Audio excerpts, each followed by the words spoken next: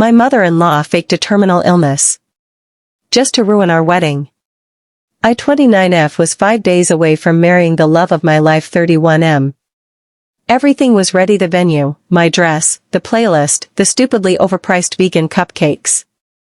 I was nervous, but in that butterflies in your stomach way. Then his mother collapsed during brunch. We were all seated: me, my fiancé, his parents, my sister laughing over omelets and wedding stress. She stood up to get more tea. And just dropped to the floor. Clutching her chest. Wheezing. Crying. Saying, "It's back. The cancer."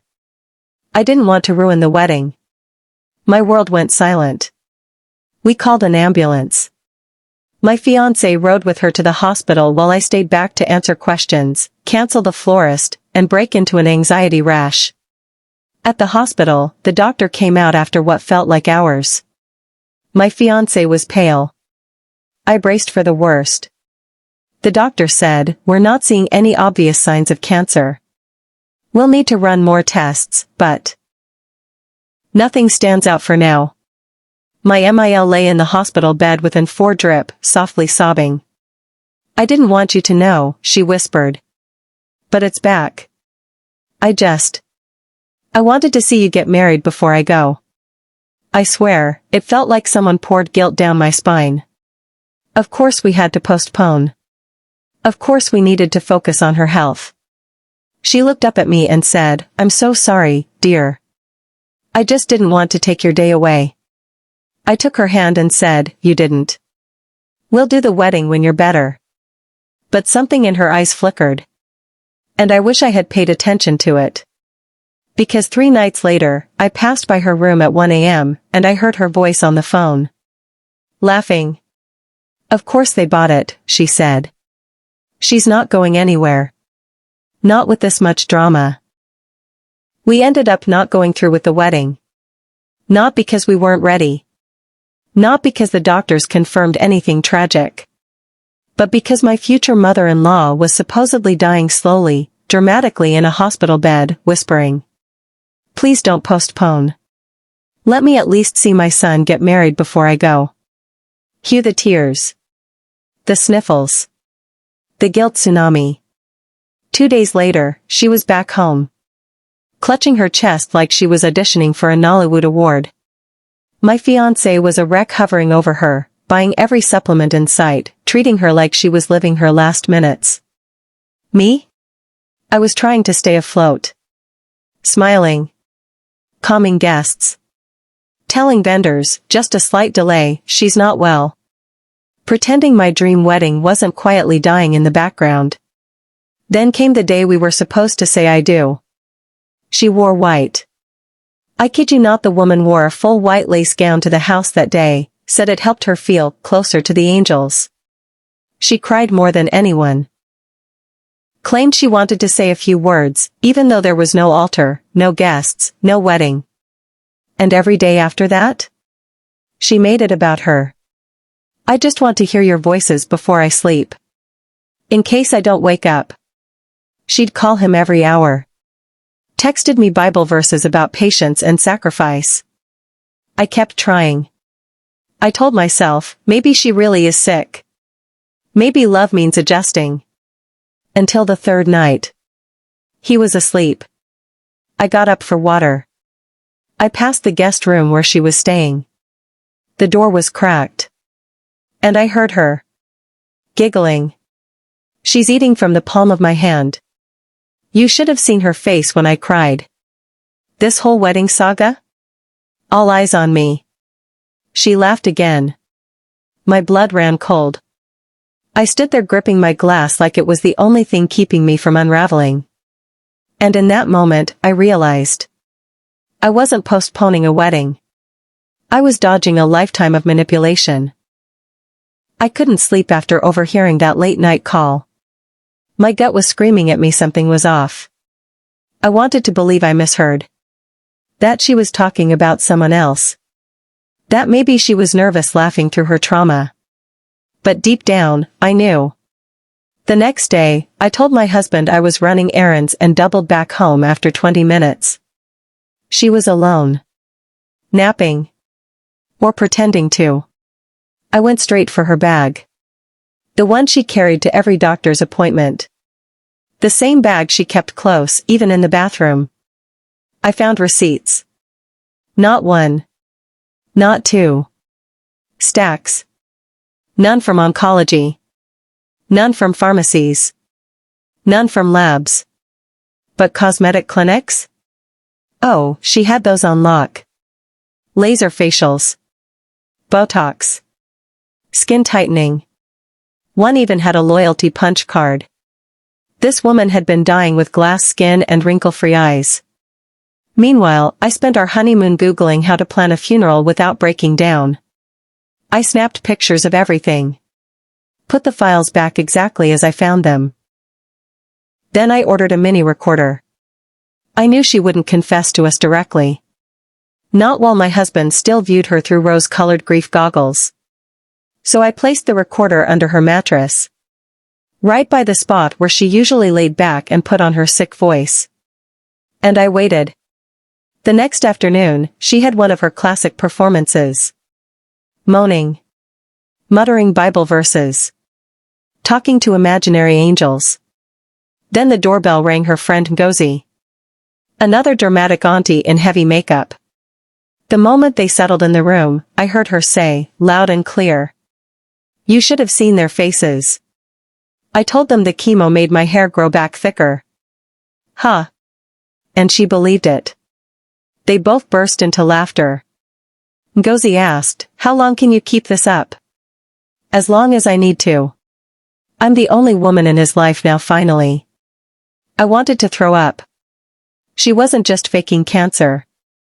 She was using it to erase me. I didn't sleep that night. I just stared at the flash drive on the table. Wondering if I had the guts to blow everything up. Wondering if I should. Then I thought about her fake tears. Her giggles on the phone. Her face lighting up every time someone said, "Be strong, Mama." And I remembered what I heard her say on that tape. If I ruin this wedding, he'll realize she's not worth it. Not sick. Not dying. Just jealous. Petty. Cruel. So I packed the flash drive in a little envelope, labeled it for you, and left it on my fiancé's pillow before heading out to run errands. 3 hours later, my phone rang. It was him. No hello. Just silence. Breathing. Then. Come home. Now. My hand shook the whole ride back. I was ready for him to scream. Ready for him to defend her. To say it was fake, edited, twisted. Instead, when I walked in, he was sitting on the couch stone cold, the flash drive in his hand. His eyes were red. She faked cancer, he said. I nodded. She faked everything. I nodded again. Then he whispered, what kind of mother does that? And for the first time since all this started, I didn't cry. I didn't comfort him. I just stood tall. The kind who sees her son as a possession. Not a person. He looked at me. Really looked at me. And I could see the war behind his eyes, love for me, guilt over her, shame about the lies. I need time, he finally said. I shrugged.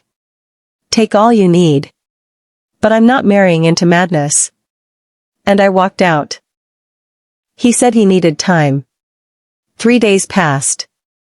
No calls. No texts. Just silence. I figured that was his answer. Until my phone buzzed. One new message. From him. I told her. I need you to hear this. Attached was a voice recording. I sat on the edge of my bed, my stomach in knots, and hit play. Emil's voice, trembling and theatrical. She manipulated you. She planted that recording. Why would I fake something so serious? Him, calmly. Because I've seen the receipts. Botox. Laser clinics. You were never sick. Emil, snapping. So what if I wasn't? That girl isn't good enough for you. She'll ruin this family. Him, voice shaking now. No. You ruined this. You lied. You played us all. MIL, crying. I did it for you. I didn't want to lose you. Him, firm. Then you've already lost me. Silence. Then. You're not invited to the wedding. I paused the recording. My hands were trembling. He chose me? I barely had time to process before my phone buzzed again. New message from him. I booked us a new venue. Just us, a few friends. No drama. No lies. Only love. I covered my mouth, tears streaming silently. After all the manipulation, the chaos, the betrayal, he chose peace. He chose truth. He chose us. The sun rose gently over the hills of our new venue, a quiet lakeside chapel with nothing but birds, breeze, and a carefully curated guest list. No drama. No mother-in-law. Or so we thought. The ceremony was pure magic. He stood at the altar with trembling hands and eyes that didn't blink until I reached him. We said our vows through tears. The kind that taste like survival. Then just as the pastor said, "You may now kiss the bride." We heard it. The heels. The shouting. And then. That's my son. You can't do this without me. Gasps. Whispers. Phones raised. She stormed in, face full of fury and maybe a little freshly injected filler. Security, already prepped, stepped in like clockwork. "Ma'am, you're not on the guest list." She screamed. Cried. Begged him to see reason. He didn't even look her way. As they escorted her out, someone clapped. Then another. And another. By the time the doors closed, the entire room was clapping. For us. For peace. For choosing love over manipulation. That night, back at the hotel, I uploaded the recording of her sickbed confession. No names. No faces. Just the voice. And the caption.